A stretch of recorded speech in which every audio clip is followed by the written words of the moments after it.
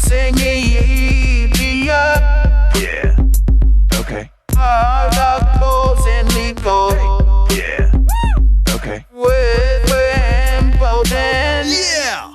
For those of you studying legal studies, sometimes it can be difficult to make connections between the media articles that you're reading and the syllabus. So I'm going to show you a very quick, easy exercise that you can do, which involves printing out an article, printing out the relevant syllabus, and thinking through the links that you can see in the article, and then thinking through, well, how can we actually use those in an exam situation?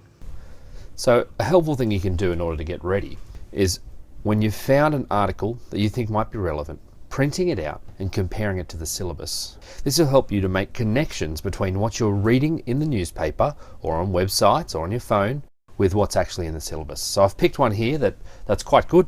Police powers, prevention orders could set up rival justice systems. Quite a contentious issue. The article's a year old by Paul Farrell in The Guardian. And it's looking at new police powers. So new police powers have been set up with New South Wales. Citizens could face bans on employment, restrictions on movement, curfews without ever having committed an offence, which would set up a rival criminal justice system, and that should be scrapped. So if we look through this article, we might start to think, hang on a second, there are some themes here that we might pick up. For example, issues of compliance and non-compliance in regards to criminal law, or the extent to which the law reflects moral and ethical standards. So that's a key one there. If we haven't actually set an offence, how can we have a restriction of movement? That would certainly be against moral and ethical standards of most people that I know. What role does law reform have in the criminal justice system? There's another one. So there's a whole bunch of ways in which we can use this. So read through the article. New powers, so that's law reform there. They've sought to introduce new powers called serious crime prevention orders. The bill would give similar powers to those who seek and impose control orders on terrorism suspects, but they could be applied to all citizens of New South Wales who are alleged to have some proximity or involvement in a serious crime.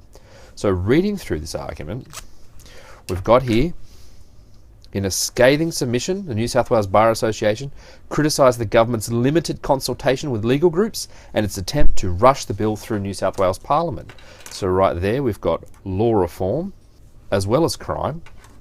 We've got the Bar Association coming up against politicians, and we're asking ourselves, well, to what extent will the law balance the rights of victims, offenders and society here? The Bar Association most certainly is saying that there's an issue with this law in balancing out the rights of offenders, most certainly, as well as the effectiveness of the legal measures in achieving justice right here.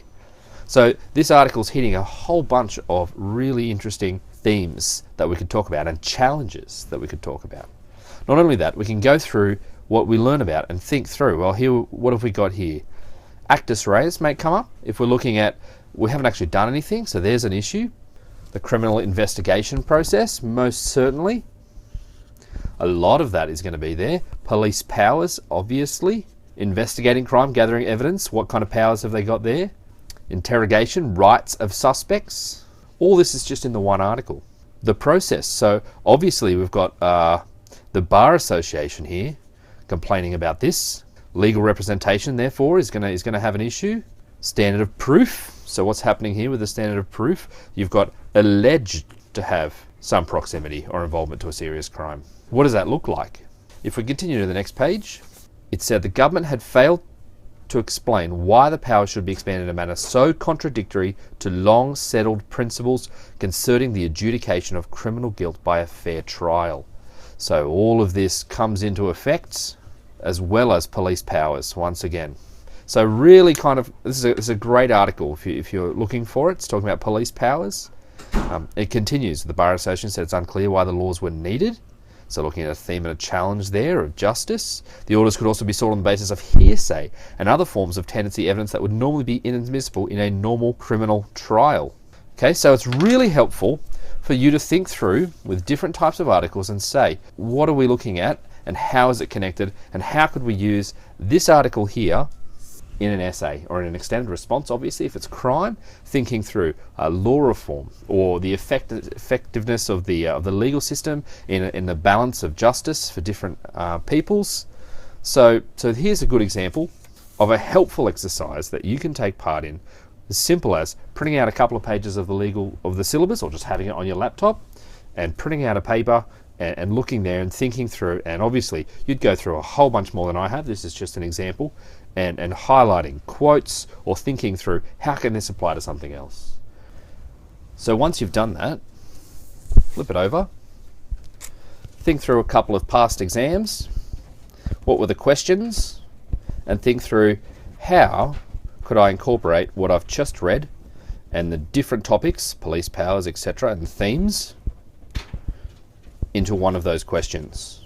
And that gives you practice at integrating in what you've just read. Do that for a couple of articles and you'll really start to get the hang of how exactly to do that. All right, so hopefully that's helped. Get studying. Yeah. Okay. Yeah.